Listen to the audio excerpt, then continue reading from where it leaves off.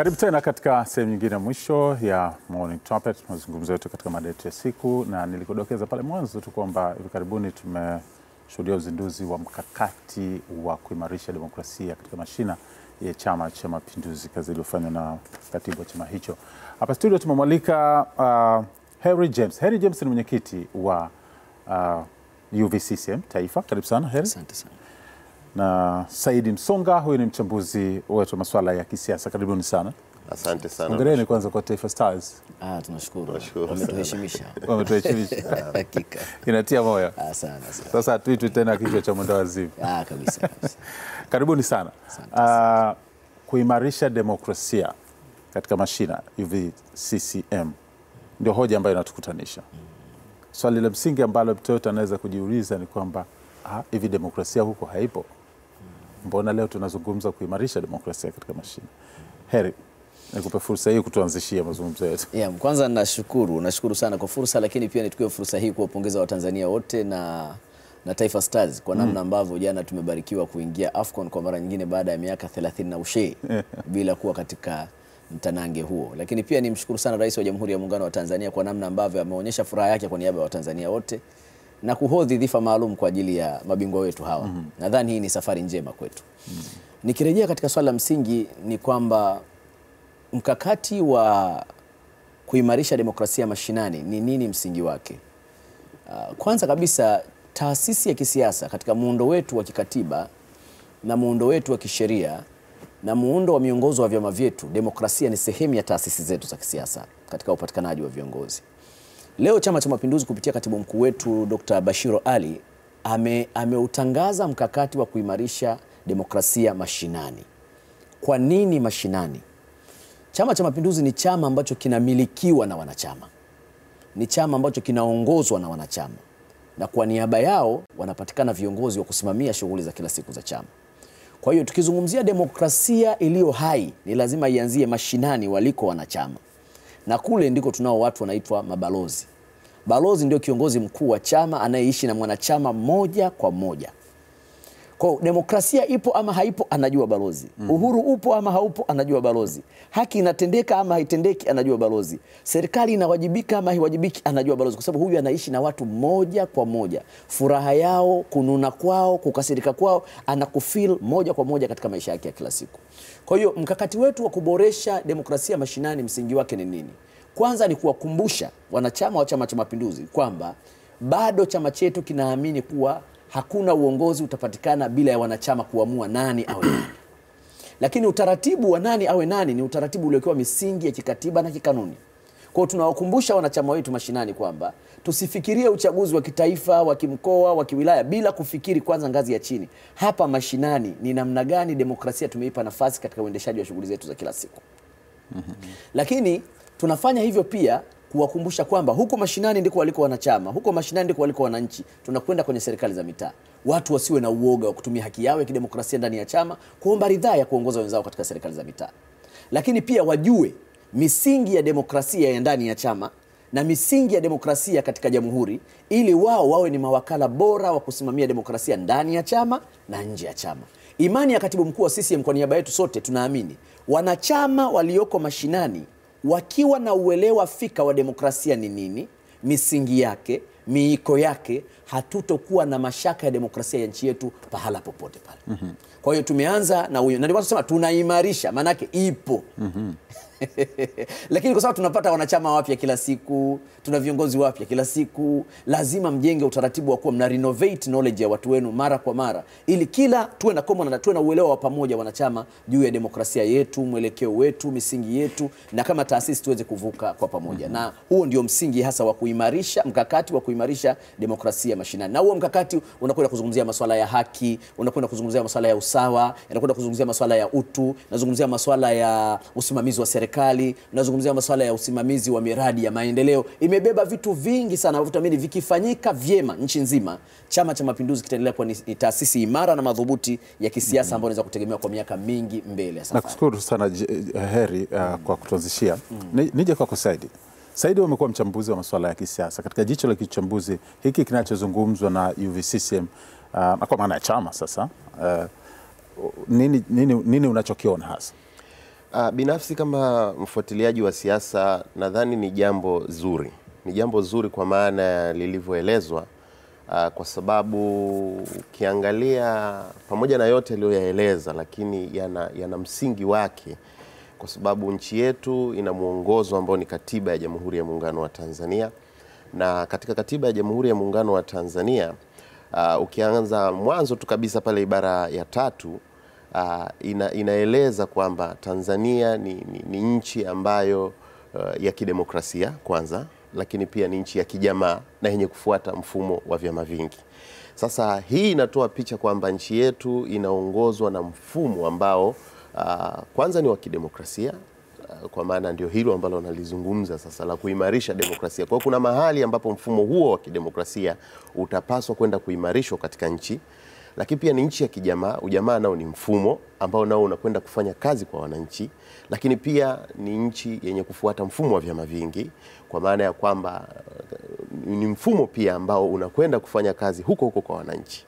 Na ukisogea mbele kwenye ibara ya 8 ya Katiba ya Jamhuri ya Muungano wa Tanzania, inaeleza wajibu wa mamlaka ya kwamba mamlaka yote ya uongozi yako kwa wananchi.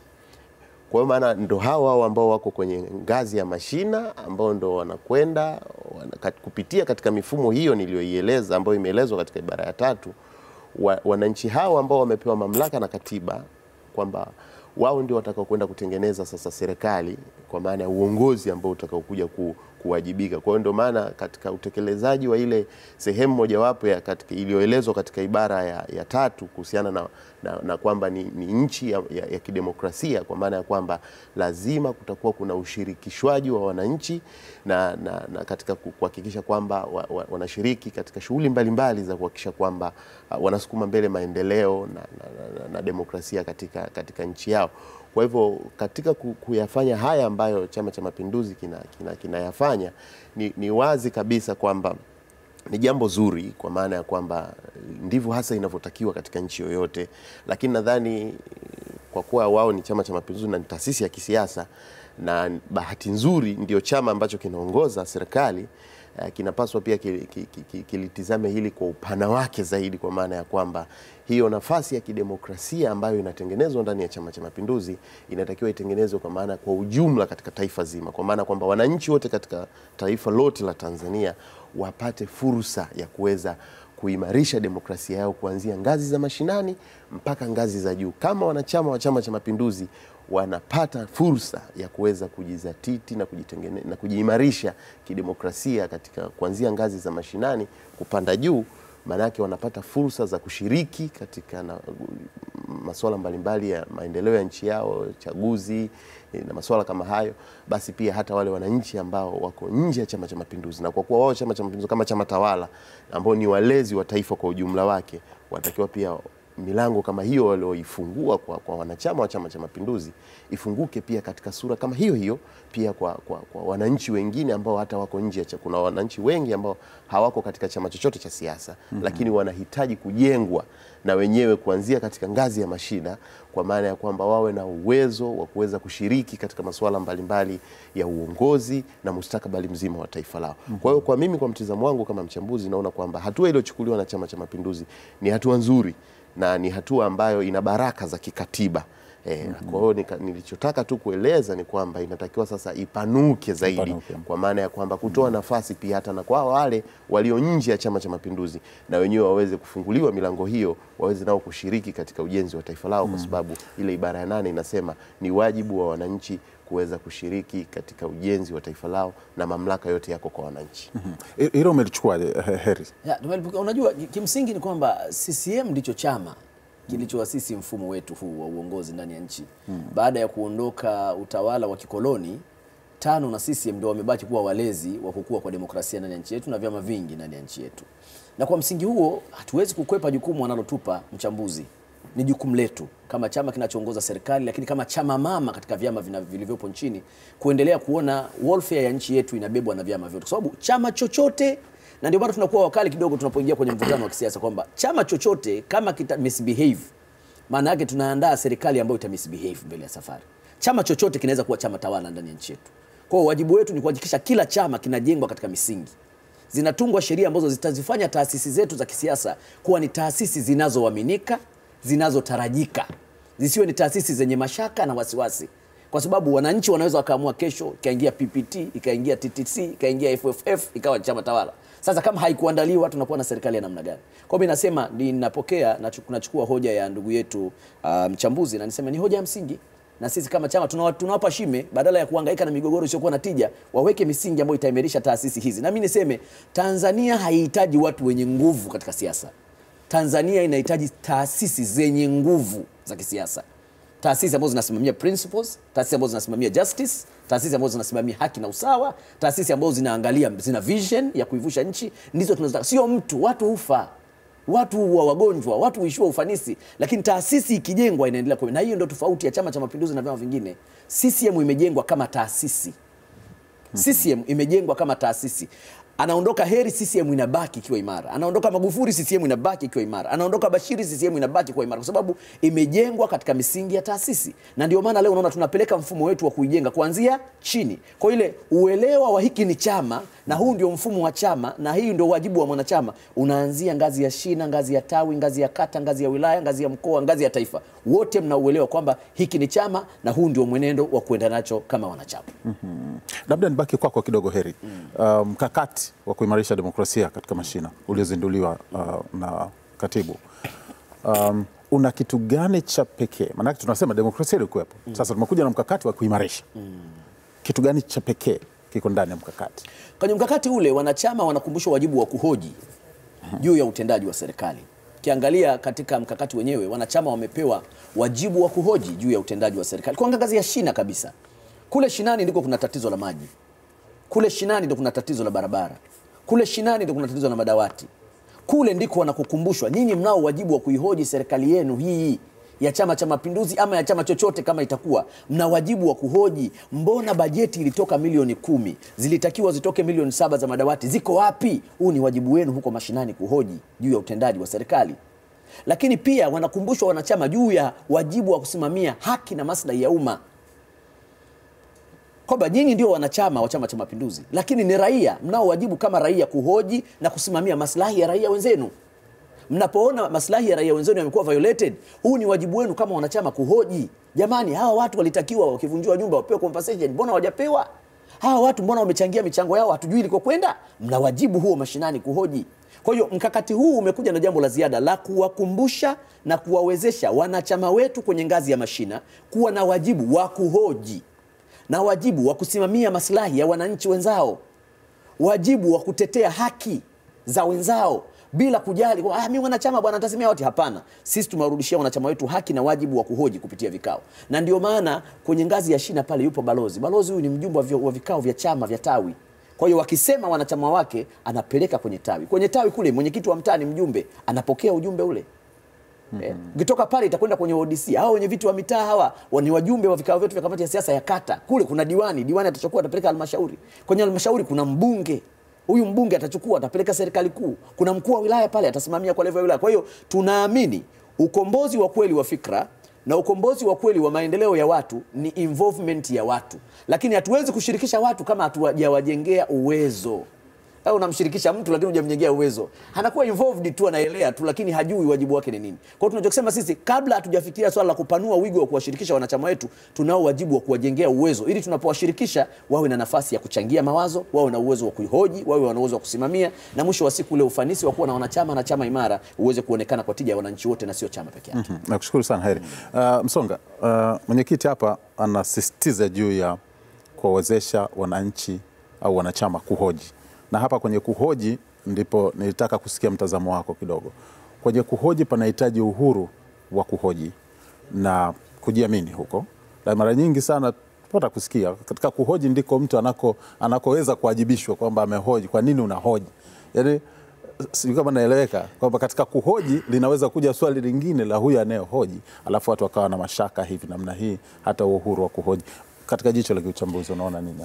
Na nadhani mimi nimependa sana maelezo hayo, kwa sababu kimsingi ndivyo hasa inavyopaswa kuwa. Yaani haki ya msingi ya mwananchi ambayo hata amepewa na katiba pamoja na sheria ni kuweza kuisimamia serikali yake. Sasa na kwa kuwa serikali ipo madarakani na inafanya kazi zake, mwenye wajibu wa kwanza na wa msingi wa kuuliza katika yale ambayo yanafanywa na serikali ni mwananchi, na wanachama wa Chama cha Mapinduzi ni sehemu ya hao wananchi ambao wanajengewa sasa uwezo na chama chao kuhakikisha kwamba wawe na uwezo wa kuweza kuhoji masuala mbalimbali ambayo yanahusu nchi yao na hususan yanayotekelezwa na serikali yao.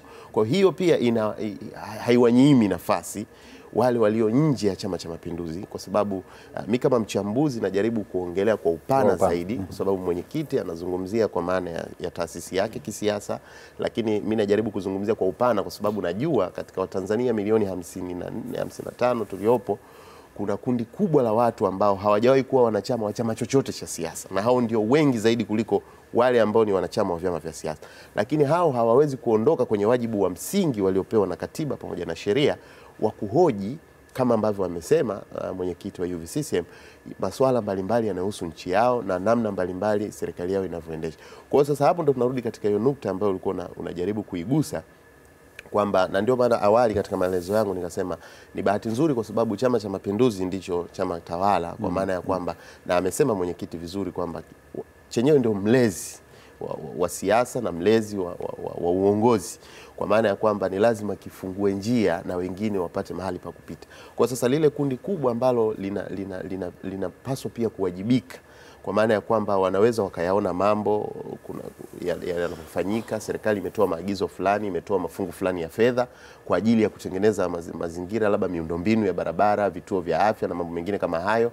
Lakini sasa wale wananchi, kwa kuwa wako katika maeneo hayo ya chini kabisa, huko ambako hayo yaliyolengwa kufanyika yanakwenda kufanyika, na wakaona kuna baadhi ya vitu vinafanyika ndivyo sivyo, wao ndio wana wajibu wa kwanza kuhakikisha kwamba wananyanyua kidole na kusema kwamba hapa hiki kilichoagizwa na serikali hakifanyiki vile inavyopaswa, ama hiki kinachofanyika pengine kulingana na uhalisia na mazingira yalivyo, hivi kinavyofanyika sivyo. Sasa kwa hiyo ni lazima serikali na Chama cha Mapinduzi ambao ndio wako madarakani, namna gani watakapokuwa wanapokea namna watu wanavyohoji, kwa sababu wakati mwingine kweli imekuwa ikijitokeza baadhi ya watu wamekuwa wakihoji baadhi ya masuala, lakini moja ukihoji kitu unaweza ukaonekana kwamba labda huyu sio miongoni mwetu, ndio maana anahoji hili, huyu ana lengo la kutuharibia sisi, labda pengine watu waone kwamba hatufanyi vizuri. Sasa nadhani hiyo ni dhana ambayo Watanzania inabidi tuiweke kando. Pale ambapo tunakusudia kufanya mambo ambayo yatalisogeza mbele taifa letu, wale wanaohoji bila kujali wanatoka katika mitazamo ipi ya kisiasa ama ni watu ambao hawajihusishi kabisa na siasa, tuchukulie yale maoni na uhojaji wao kwamba una lengo chanya la kuweza kuhakikisha kwamba panarekebika pale ambako wanahoji kwamba pengine hapaendi vile inavyopaswa kuwa. Kwa hiyo ni wajibu wa msingi kabisa kwa uongozi kupokea maoni tofauti ya watu. Ni jambo la msingi sana kupokea maoni ya tofauti ya watu bila kuangalia kwamba hawa watu wanakusudia kutushusha chini ama wanakusudia kutuharibia ama namna nyingine yoyote vile ambavyo wanaweza wakawachukulia, ili watu waweze kupata sasa huo uhuru wa kuweza kuhoji masuala mbalimbali na kuyatolea maoni na mapendekezo yao kwa lengo moja tu la kuhakikisha kwamba sote kama Watanzania ifike mahala kwamba tunaweza tukasema na tukatoa maoni na ushauri katika kuhakikisha kwamba tunasukuma mbele gurudumu la maendeleo. Wajibu wa utekelezaji unabaki katika uongozi wa serikali, kwa sababu nao ni mamlaka ya kikatiba kuhakikisha kwamba inafanya shughuli za kimaendeleo, lakini wananchi kwa nafasi yao lazima wawe na uhuru kamili wa kuweza kuzungumzia masuala mbalimbali ambayo yanahusu maendeleo na ustawi wa taifa lao. Kwa hilo ni la msingi sana. Wacha tulirudishe kwa mwenyekiti.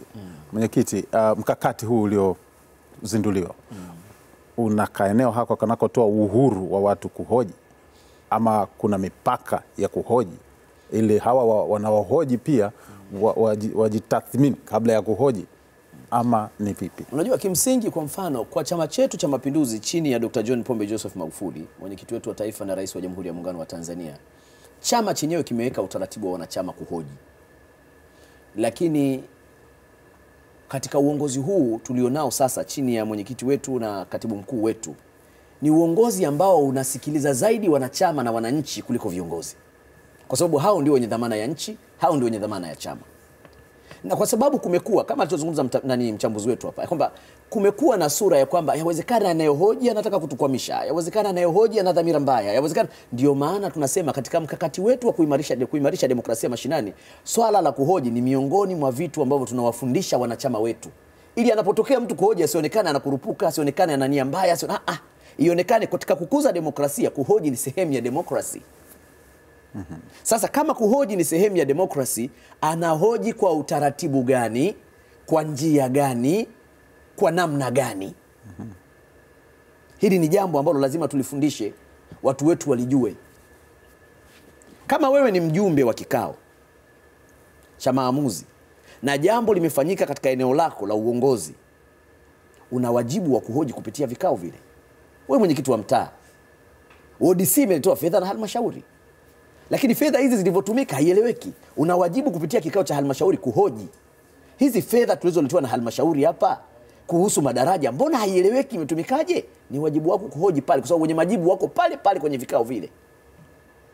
Vile vile mbunge kwenye halmashauri yake huko, kwenye jimbo lake huko, kuna fedha zimetumika vibaya ama kuna sheria zimekuwa violated, sehemu ya kusemea ni bungeni ambako serikali yote ipo, mawaziri wote wapo, kiongozi mkuu wa serikali ambaye ni waziri mkuu yupo, unahoji pale. Lakini ukishindwa kuhojia kwenye vikao ambavyo vina majibu, ukaenda kuhojia barabarani, hamna atakaye kujibu barabarani. Lakini ikichukuliwa kwamba vikao sasa havipo, labda tuko kwenye season ambayo haina vikao, lakini lipo jambo halijakaa vizuri na unahitaji mwananchi yoyote na mwanachama wote, kwa haki zetu za kikatiba ndani ya vyama na kwa haki ya katiba ndani ya jamhuri, kila Mtanzania anayo haki ya kuhoji, wala hamna mtu mwenye uwezo wa kumnyang'anya haki hiyo. Ni wajibu wetu sisi kama raia kuhoji. Bwana, sasa hivi nchi yetu imekuwaje? Hivi hili jambo likoje? Ni wajibu wetu. Na unaweza ukachukulia mfano, rais wetu wa Jamhuri ya Muungano wa Tanzania Dr. John Pombe Magufuli amekuwa akisikiliza hoja za watu nyingi sana za maswali ya hoja hizi. Tumeangalia juzi watu walikuwa wanahoji kuhusu utaratibu wa masoko ya madini, biashara ya madini. Yale maoni ambayo yalikuwa yanatoka kama hoja za watu yametumika kama utaratibu mpya wa kuendesha shughuli za madini nchini. Lakini wapo wananchi ambao wamekuwa wakilalamika kuhusu baadhi ya mambo yanayofanywa na Wizara ya Mambo ya Ndani labda au vyombo vyetu vya ulinzi na usalama, wanahoji.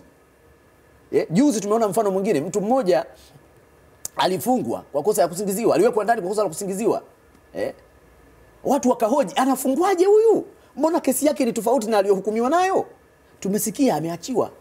Asingetokea mtu kuhoji, maana huyu alikwenda kutumikia kifungo kisichokuwa cha kwake. Kwa hiyo kuhoji kumekuwa na tija, na tushukuru Mungu tumepata rais na viongozi ambao baadhi yao wanaona umuhimu wa hoja badala ya kumjadili anayehoji. Na mimi niwaambie ndugu zangu, hakuna namna tutajenga nchi hii kwa kuwanyima watu kuhoji kile. Inawezekana saa nyingine hata wewe hujui, wao wamekusaidia. Sasa hivi ndivyo ulivyowatuma hawa wafanye hivi. Maana unaweza ukatuma askari waambie bwana, hakikisheni hapa kuna usalama. Lakini ile hakikisheni kuna usalama, kuna watu kule wanadhulumiwa haki zao, wanadhalilishwa, wanavunjiwa utu wao. Je, wewe uliowasema usalama ni pamoja na kuvunja haki za watu? Usalama ni pamoja na kudhalilisha watu? Usalama ni pamoja na kuhujumu maslahi ya watu? Kwa hiyo watu wanapohoji wanakusaidia wewe kuinvestigate oda yako ulioitoa inafanyikaje kwa utaratibu gani. Nadhani nimeeleweka vizuri. Lakini jambo lingine ambalo nataka kulisema kwenye kuhusu kuhoji ni kwamba ni kuwajengea ujasiri wanachama na wananchi kuhusu umiliki wa nchi yao au chama chao. Kama mtu ni mwanachama wa chama chetu cha Mapinduzi, ni raia wa Jamhuri yetu ya Muungano wa Tanzania, hivi ili ajione ni raia, unamzuiaje kuhoji kuhusu nchi yake? Unamzuiaje kuhoji kuhusu chama chake? Maana haoji kwa maslahi aliyoko nje, anahoji kwa maslahi ya yeye kama raia. Haoji kwa maslahi ya mtu aliyoko nje ya chama chake, anahoji kwa maslahi ya huyu aliyoko ndani ya chama. Kwa sisi ndani ya Chama cha Mapinduzi, wanachama wana haki ya kuhoji kwa maslahi ya chama chao. Na ndani ya jamhuri, wananchi wana haki ya kuhoji kwa maslahi ya nchi yao. Kwa kufanya hivyo, wanawasaidia viongozi kutambua changamoto zilizopo na makosa yanayofanyika, na wanapata nafasi ya kutoa hoja mbadala za kuisaidia serikali na chama kuchukua hatua kwa mambo ya msingi ambayo yana maslahi mapana kwa watu wote. Naam, nikushukuru Heri. Nibaki kwako kidogo kwa umesaja kuna majukwaa maalum, vikao na majukwaa tofauti ambayo yanawaruhusu watu wenye nafasi katika hayo majukwaa kuhoji. Bunge, vikao vya chama, ODC, halmashauri na kadhalika. Kuna wale ambao hawako, si mbunge, si yeyote, na bahati nzuri Msonga hapa ametuambia kwamba kuna kundi kubwa la watu ambao si wanachama. Kwa hiyo kuna uwezekano mkubwa kwamba hayuko kwenye jukwaa lolote, lakini ana jambo la kuhoji. Na mara nyingi tumeona mitandao ya kijamii ndio ikitumika zaidi watu kutupa mawazo yao kule. Hawa wanalindwa na katiba yetu ya jamhuri. Katiba inawalinda raia kutoa mawazo yao. Najua kuna freedom of expression. Ile freedom of expression tuliyokuwa granted na katiba yetu ya Jamhuri ya Muungano wa Tanzania inamlinda kila raia bila kujali nafasi yake, kipato chake, eneo lake. Ana haki ya kuhoji popote alipo. Sasa yeye mwenyewe ataangalia ni utaratibu gani autumie ili ujumbe wake ufike, maana isije ikawa anaimbia gizani. Anaamua sasa, kama ninaamua kufikisha nikipitisha kupitia kwenye mtandao wa kijamii, je, nchi itajua? Kama hiyo anadhani itasaidia ujumbe kufika, afikishe. Kama nadhani kwa kuandika barua kwenda kwa wahusika itafikisha, afikishe. Kama nadhani kwa kupiga simu itafika, ifike. Kama nadhani kwa kuandika email, lengo ni nini? Ni kuhakikisha ana utilize hii haki yake ya kikatiba. Lakini hatuwezi kusema kwa sababu mwananchi huyu, mwanachama huyu mwanachama huyu si kiongozi, raia huyu si kiongozi, basi kama hawezi kusemea bungeni, hawezi kusemea kwenye kikao, basi hana haki ya kusema. Hapana. Hapana kabisa. Tena big fat no. Tunachokisema ni kwamba kama ni raia wa kawaida, pahala popote alipo na kwa utaratibu wanaodhani akisema atasikika, afanye ili kusaidia nchi yetu kujua kasoro iko wapi na viongozi waweze kuchukua hatua kwa maslahi mapana ya jamhuri nzima. Lakini hatuwezi kuwanyima watu haki yao ya kikatiba eti kwa sababu tu si viongozi au kwa sababu tu hawana a special platform ya kusemea. Platform yoyote ambayo imewekwa kwa mujibu wa sheria zetu, kwa mfano mitandao ya kijamii imepewa sheria ya kuiongoza. Masanduku yetu ya posta tumetoa wenyewe, mikutano hii tumetoa wenyewe. Kwa hiyo hizi haki hizi watu wapewe na wanaendelea kupewa. Ndio maana unaona maoni yanakuja mengi. Hata leo sisi hapa tumepata platform. Mchambuzi hapa amepata platform. Wewe umepata platform, tunafikisha maoni yetu yanakwenda. Na kama kuna kasoro tunazibainisha, na mwisho wa siku hatuwezi kuwa tunatizamwa na walioko nje ya Tanzania. Hawa walioko Tanzania wanatusikia na yale ambao wanaona ni kasoro wanachukua hatua. Msonga, labda tukimalizia hilo la kuhoji katika sura tofauti kidogo, chama kimepewa dhamana ya kuiongoza na kuihoji serikali, lakini ndani ya wanachama wana haki na nafasi ya kujihoji wenyewe kwamba tunapoihoji serikali yetu ambayo tumeipa dhamana, je, sisi na wenyewe tuko sawa sawa? Namna gani bora katika jicho la kiuchambuzi ambao unadhani inaweza ikafanyika na huko kuhoji kukaleta tija na matokeo yaliyochanya badala ya kutengeneza mivutano ya hapa na pale sio na tija pengine? Nadhani ni kutengeneza utaratibu, na hili ndio jambo la msingi, na kwa taifa la watu ambalo wanajielewa na wanajitambua, na Tanzania ikiwemo, ni vizuri kuwa na utaratibu mzuri kulingana. Mimi napenda sana kwa sababu katiba yetu kiukweli imeweka miongozo mizuri. Walioiandika walitengeneza njia. Japo kwamba kuna changamoto zinasemwa za hapa na pale kulingana na nyakati tunazokuwa nazo. Unajua wakati inaandikwa mwaka 1977 na leo 2019 kuna mambo mengi ambayo kinyakati yanaweza yakawa na changamoto, lakini kwa kuwa tuko wa Tanzania tunaweza kuziona hizo changamoto na zikafanyiwa kazi. Ndio maana unakumbuka kuna kipindi hivi miaka ya karibuni kulikuwa kuna mawazo ya kuandika katiba nyingine na ikawepo tume, watu wakaulizwa maoni mbalimbali. Kwa hiyo lengo la kusema hayo ni kwamba lazima tuwe na utaratibu mzuri wa kuweza kuhakikisha kwamba kila mmoja anatimiza ule wajibu wake wa kuhakikisha kwamba anachangia nchi yake kwenda mbele, kwa sababu lengo msingi ni kuhakikisha kwamba lile gurudumu la maendeleo ya nchi linakwenda mbele. Lakini katika kulihakikisha linazunguka, ndio maana tunakuta kwamba kuna ushiriki wa namna tofauti tofauti. Kuna wale wanaotoka katika vyama vya siasa, wana ushiriki wao ambao nao katiba imewapa utaratibu wao. Kwa hiyo ni vema kwa uongozi na nchi kwa ujumla kuhakikisha kwamba zile taratibu ambazo zimeelekezwa kwenye katiba zinafuatwa. Lakini kuna kundi ambalo liko nje kabisa ya vyama vya siasa ambao wao hawapati majukwaa huko katika vikao mbalimbali, nao pia wana utaratibu, kuna sheria mbalimbali. Sasa kama kuna sheria zozote ambazo zipo katika nchi labda pengine zinaweza zikawa kwa namna moja ama nyingine zinawabinya watu ama zinawafanya watu waogope kuweza kutoa maoni yao kwa uwazi, manake na jambo la msingi pia lieleweke katika tunapozungumzia hivyo. Tunapohimiza kwamba watu watumie uhuru wao wa kutoa maoni, haimaanishi watu watumie uhuru huo kuvunja sheria. Kama sheria zipo na zimetoa mwongozo fulani, basi inatakiwa watu hakikisha wanafuata kulingana na matakwa ya hizo sheria husika. Kwa hiyo uhuru wa maoni unakuwa ni uhuru pale tu ambapo hautavunja sheria zilizopo. Na kama kuna sheria ambazo sasa zinaonekana labda pengine zinakinza huo uhuru wa maoni, ni sisi wa Tanzania wa kuzitizama hizo sheria, na wale ambao wamepewa mamlaka ya kuwepo katika vikao waweze kufanya marekebisho, kwa sababu sheria zinafanywa mabadiliko kila wakati kupitia bunge letu na maeneo mengine.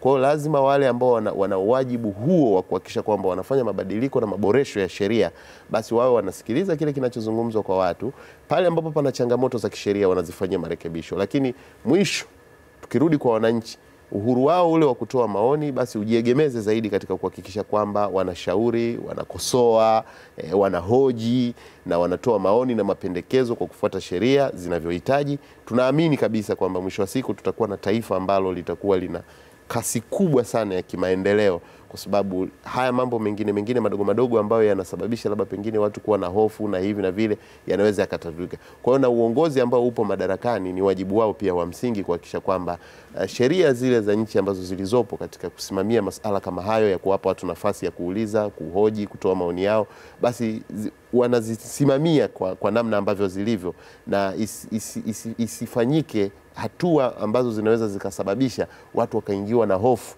kama ambavyo baadhi ya watu, kwa sababu sisi ni wachambuzi, tunajaribu kusikiliza. Kuna baadhi ya watu siku hizo wanasema bwana, safari hii kuhoji bwana ni hatari, unaweza kujikuta pabaya. Kwa hiyo hata kama mtu ana la kwake anasema kwa kweli hivi siku hizi hata ukiandika pengine sheria ya mtandao iko hivi na hivi. Kwa hiyo ni wajibu tu wa wao wenyewe kuhakikisha kwamba sheria zilizopo wanautumia uhuru wao kwa mujibu wa sheria, na wale wanaozisimamia sheria basi wanazisimamia sheria kwa namna ambavyo zimetoa maelekezo. Naamini tunaweza kuwa na Tanzania nzuri sana ambayo itakuwa ina kasi kubwa ya kimaendeleo. Naam, nikushukuru sana. Mtarudi kwako Heri, tumalizie, lakini Heri nikupe nafasi ya kunieleza kwa maelezo machache. Mkakati umeshazinduliwa. Najaribu kutamani kujua utekelezaji wake utakavyokuwa ili kuileta hiyo maana halisi ya uimarishaji wa demokrasia. Kwanza kabisa ni pongeze kamati kuu ya Chama cha Mapinduzi kupitia kwa katibu mkuu wa CCM kwa kutangaza mkakati na kuweka bayana kwa wanachama na wananchi juu ya ni wapi tunaelekea katika mkakati wa kuimarisha demokrasia mashinani. Lakini hatua inayofuata sasa ni hatua ya mkakati ule kusimamiwa katika ngazi ya mashina, na wasimamizi wa mkakati huu ni sisi viongozi wa matawi, viongozi wa kata, viongozi wa wilaya, viongozi wa mikoa, pamoja na wajumbe wote wa vikao vya maamuzi kwa maana ya halmashauri kuu ya taifa na kamati kuu ya CCM. Wote tuna jukumu sasa la kurudi chini na kwenda kusimamia. Lakini pia upo waraka maalum kwa walezi wa CCM wa mikoa yote ambao katibu mkuu wa CCM ameelekeza na umefafanua ni namna gani kila mlezi atawajibika katika kusimamia mkakati huu kuweza kuzaa matunda katika maeneo yote haya ambayo tumeyazungumza. Lakini nataka niwakumbushe mkakati huu utakuwa na faida na maana kama kila mwenye wajibu wa kufanya atafanya wajibu wake. Ndio maana itakuja pale. Lakini kama tutapeleka mkakati kisha viongozi wenzetu na wanachama wenzetu mtaacha kutimiza wajibu wenu, mkakati huu utakuwa hauna faida. Lakini jambo lingine ambalo nataka kusema kwamba Chama cha Mapinduzi ni chama chetu. Lakini tunataka kifanikiwe kwa kiwango gani, kifike wapi, kwa wigo mpana wa kiasi gani, ni kila mmoja wetu ndani ya chama kufahamu kwamba chama ni bora kuliko mtu. Sisi tunapita lakini chama kinabaki. Kuna walioturithisha chama tukakikuta, na sisi lazima tukitengeneze tuwarithishe wengine wakikute kikiwa imara kama ambavyo tumejikuta sisi. Na jukumu hili ni jukumu la kila mwanachama na kila kiongozi. Lakini mwisho kabisa niwakumbushe vijana wa Chama cha Mapinduzi kwamba we are the present and the future of this party. Sisi ndio leo na kesho ya Chama cha Mapinduzi. Tuna jukumu la kuishi misingi ya chama, tuna jukumu la kukijenga chama, tuna jukumu la kuenzi maono ya viongozi na waasisi wa chama chetu, lakini pia tuna jukumu la kuadhia maoni na mawazo ya vijana wenzetu ndani na nje ya chama katika kuboresha mwelekeo wa chama chetu. Kwa kufanya hivyo tutakuwa na chama imara, madhubuti na kinachoishi katika maono ya watu, na kwa msingi huo yoyote anaishi kwa maono ya watu atasimama na kuaminiwa na watu wakati wote. Kwa hiyo nadhani ushindi wa CCM utategemeana na namna gani sisi wenyewe tumeamua kusimama katika maoni ya watu na kusaidia ajenda zao kufika kule ambako ikifika taifa letu litakuwa limepumua. Nikushukuru sana Henry James. Asante sana kwa kushiriki nasi. Ni mwenyekiti wa UVCCM Taifa, na Said Msonga, asante sana kwa kushiriki nasi pia asubuhi ya leo. Kubwa lililotukutanisha hapa ni kuzungumzia mkakati wa kuimarisha demokrasia mashinani uliozinduliwa na katibu mkuu wa Chama cha Mapinduzi, na huu ni mkakati wa chama kwa maana ya kuimarisha demokrasia. Asante sana kwa kushiriki nasi. Live Entertainment ndio itakuwa sehemu ya mwisho Morning Trumpet. Sehemu ya mwisho hiyo itaendeshwa na Bet Omara. Mimi ni Faraja Sendegea.